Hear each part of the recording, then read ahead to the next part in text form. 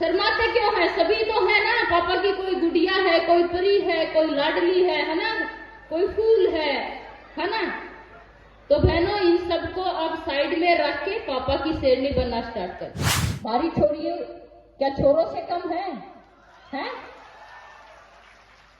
तो इस डायलॉग को सिर्फ डायलॉग मत समझना, ये डायलॉग ऐसे ही नहीं बने हैं, ये डायलॉग आप लोगों की ताकत के कारण बने हैं, जो आप लोग महसूस नहीं कर पा रहे हैं, ताकि आप अपने आप को महसूस कर सकें कि आप कितनी ताकतवर हैं। एक लड़की जब शिक्षित होती है या एक लड़की जब आगे बढ़ती है, तो वो सिर्फ अकेली नहीं बढ़ती है, वो 2 परिवारों को आगे बढ़ाती है, वो देश को आगे बढ़ाती है। जीवन में नहीं उतारा, किसी के जीवन को नहीं बदला, तो वो जीवन व्यर्थ है। इन जाल में जिस तरह से लोग फंसा रहे हैं, मुझे बड़ा दुख होता है जब ऐसी घटनाएं मैं देखती हूँ। तो मैं अपनी बहनों से कहना चाहूंगी कि बहनों, अपने जीवन का अधिकार किसी और के हाथ में मत दीजिए। मैं ज्यादा कुछ नहीं कहूंगी, क्योंकि बहुत सारे हमारे सब विशिष्ट वक्ताओं ने बहुत कुछ बता दिया, लेकिन 2-4 बिंदुओं पर बस बहनों से ही बात करूंगी मैं। ये बताइए मुझे कि पापा की गुड़िया, लाडली, परियां कौन कौन सी हैं? बताइए, हाथ उठा के बताइए।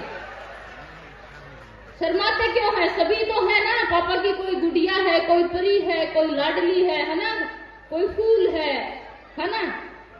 तो बहनों, इन सबको अब साइड में रख के पापा की शेरनी बनना स्टार्ट करते हैं, है ना। क्योंकि पापा की गुड़िया बोलते हैं और पापा भी गुड़िया बोलते हैं, तो लोग उसको वास्तव में ही गुड़िया समझने लग जाते हैं। और गुड़िया का मतलब क्या है? खिलौना। तो लोग आप लोगों के जीवन के साथ भी खेलने लग जाते हैं। तो इसलिए मैं कहती हूँ कि मम्मी पापा को भी बोलिए कि जब परी और गुड़िया बुलाए तो उनको बोलिए कि परी गुड़िया नहीं, पापा मुझे शेरनी बुलाओगे। क्या बुलाना है? कि मेरी शेरनी है। और शेरनी जब नाम सुनते हैं तो लोगों के दिमाग में ऑटोमेटिक जाता है कि इसके मम्मी पापा इनको शेरनी बुलाते हैं, तो इसका मतलब ताकतवर है। महारानी लक्ष्मीबाई की तरह हमें बनना है। स्वाभिमानी, सशक्त, समर्थ और आत्मसम्मान के साथ जीना सीखो। आप लोगों ने देखा होगा कि महारानी लक्ष्मीबाई जी कितनी बड़ी स्वाभिमानी थी। पढ़ा किस किसने है? किस किसने महारानी लक्ष्मीबाई जी को पढ़ा है? अच्छा, इसके घोड़ी के ऊपर चढ़ जाएंगे क्या? और 6-7 साल की लड़की। मेरे पापा ने देखा कि लड़की डर रही है, उन्होंने क्या किया कि चल आ बेटा घुमा के लाता हूँ। घोड़ी लेके आए और ऊपर बैठा दिया। बोला मैं नहीं बैठूंगा, इस घोड़ी को घुमा के लेके आ। तो डर लग रहा कि पापा ने बैठा दिया, पापा को मना भी नहीं कर सकते, करे तो करे क्या। बस इतना बताया था कि अगर ज्यादा दौड़ाना है तो ये नकेल खींच लेना, और रोकना है तो ये नकेल खींच लेना। तो मैंने ऐसा किया कि घोड़ी जैसी थी उसके ऊपर बैठी रही, न इधर की खींची न उधर की, कि भाई चलती रहे, जहां तक जाना है वैसे आ जाना। तो डर जो था वो मेरे माँ बाप ने निकाला कि अगर वो उस टाइम पे हमें घोड़ी पे नहीं बैठाते तो मुझे लगता है मुझे घुड़सवारी कभी नहीं आती। तो ये डर जो है बच्चों के अंदर, हमें डर पैदा नहीं करना है, उनका डर निकालना है। वो ताकतवर, वो स्ट्रॉन्ग तभी बनेंगी जब उनके अंदर का डर हम बाहर निकालेंगे, उनको विश्वास दिलाएंगे कि तुम ये सब कर सकते हो। हमारी छोरियों क्या छोरों से कम है?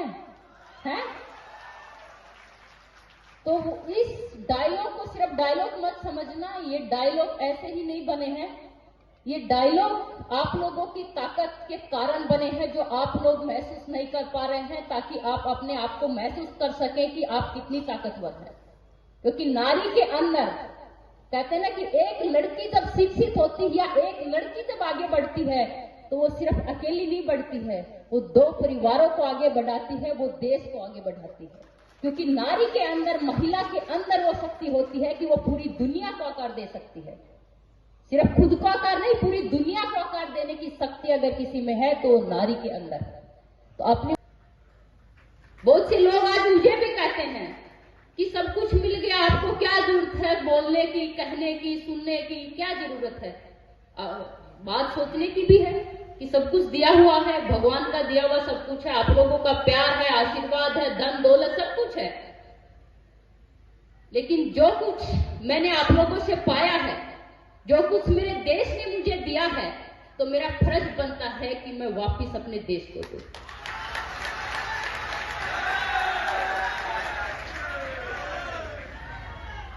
तो इसलिए मैं बहनों से कहना चाहूंगी कि बहनों, आप लोग जो कुछ भी करें, माता पिता के अभी जो संस्कारों की हम बात करते हैं, एक चीज बहुत कुछ आप लोग सुनते भी होंगे, हम भी सुन रहे हैं कि आजकल के बच्चों में संस्कार नहीं रहे।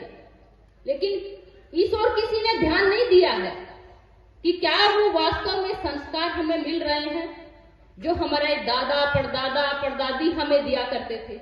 मुझे याद है कि जब मैं छोटी थी तो सुबह उठते ही मेरी दादी, मेरी माँ या मेरे दादा, कोई भी, कि बेटा मैं काम कर रही हूं, जाके आप लोग नहा धो लिए, स्कूल में जाने के लिए तैयार हो, जाके धूप बत्ती करा। आजकल कितने माँ बाप ये चीज करते हैं? बहुत ही कम, ना मात्र के। आप छोटे छोटे बच्चों को देखेंगे मोबाइल हाथ में रखते हैं, और मोबाइल पूरे खाना भी अगर खाएंगे, 2-2, 4-4 साल के बच्चे तो मोबाइल के बगैर खाना नहीं खाते हैं। तो उस मोबाइल देख के जो संस्कार सीखेंगे, युवा अगर अंधकार में चला जाए तो उस देश को अंधकार में जाने से कोई नहीं रोक सकता। इसलिए मेरे देश का युवा जो है उसका सख्त समर्थ और खोजवान होना चाहिए, और होता भी है अगर उसको सही दिशा दे दी जाए, क्योंकि जो युवा जो होता है वो देश की दिशा और दशा दोनों तय करता है कि हमें अपने देश को किस ओर लेके जाना है। उस देश की प्रगति उसके नौजवानों, उनके युवाओं के ऊपर निर्भर रहती है। और हमारा देश जो है सबसे बड़ा युवाओं का देश है। तो हमें चिंता करनी चाहिए कि आज हमारा युवा कहीं पथ से भटक गया है, कहीं मार्ग से भटक गया है, तो उसको वापस मार्ग पे लेके आने की जिम्मेवारी एबीवीपी की होनी चाहिए। और मुझे विश्वास है कि एबीवीपी इतना बड़ा छात्र संगठन, विश्व का सबसे बड़ा छात्र संगठन, ये काम कर सकता है। ये मैं विश्वास के साथ कह सकती हूँ, क्योंकि मैंने काम देखा है। एबीवीपी के लिए राष्ट्र प्रथम और मैन अंत में, यही उसका नारा है और यही उसकी प्राथमिकता है, और होना भी ऐसा ही चाहिए। क्योंकि हम लोगों ने अपने देश का तिरंगा लहराया है, हमें पता है उसकी वैल्यू, कि जब तिरंगे के लिए जान झोंकते हैं तो सब कुछ दर्द तकलीफ भूल जाते हैं। आजकल युवा में एक चीज और देखने को हमें मिलती है कि सबसे ज्यादा नशा जो है, जो एक मैंने अभी बच्चों का बताया, तो वो एक स्क्रीन टाइम नशा, जो सबसे बुरा नशा आ गया है कि 2-2, 4-4 साल के बच्चों को भी नहीं छोड़ता। एक होता है ड्रग्स का नशा। ये नशा जो है वो अंधकार की ओर लेके जा रहा है हमारे युवाओं को भी। और उस ताकत को पहचानिए कि आप कितने पावरफुल हैं, और उस ताकत को पहचान के आगे बढ़िए। आजकल आप देख रहे होंगे कि प्यार के नाम पे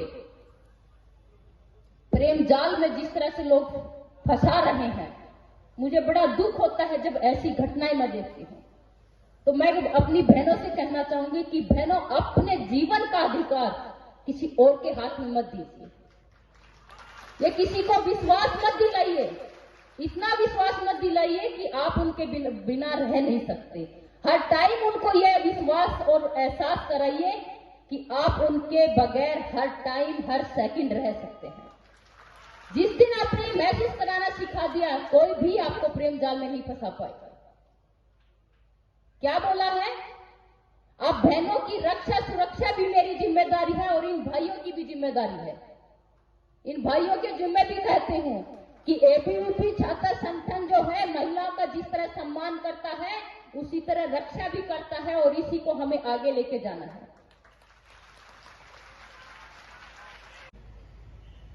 और एक दो चीज मैं अपनी बहनों से और भी कहूंगी कि बहनों, छुई हुई बनना छोड़ दो, थोड़ा धाकड़ बनना स्टार्ट कर दो। ठीक कहा ना? छुई हुई तो बहुत बन लिए हैं, अब धाकड़ बना। धाकड़ ऐसे ही नहीं बना जाता है। आप लोगों ने नाम को सुना है धाकड़, लेकिन ये धाकड़ बना। भारत माता की। और बहनों, अपने लिए भी एक नारा लगा लीजिए, हैं? चिंगारी है। भाई बहनों का थोड़ा सहयोग कर दो। शायद खाना में मुझे लगता है आज खिचड़ी वगैरह खा के आई लग रही है, कुछ पेट भर के नहीं खा के आई है। बोलिए फूल नहीं चिंगारी है। माता की, भारत माता की, वंदे वंदे।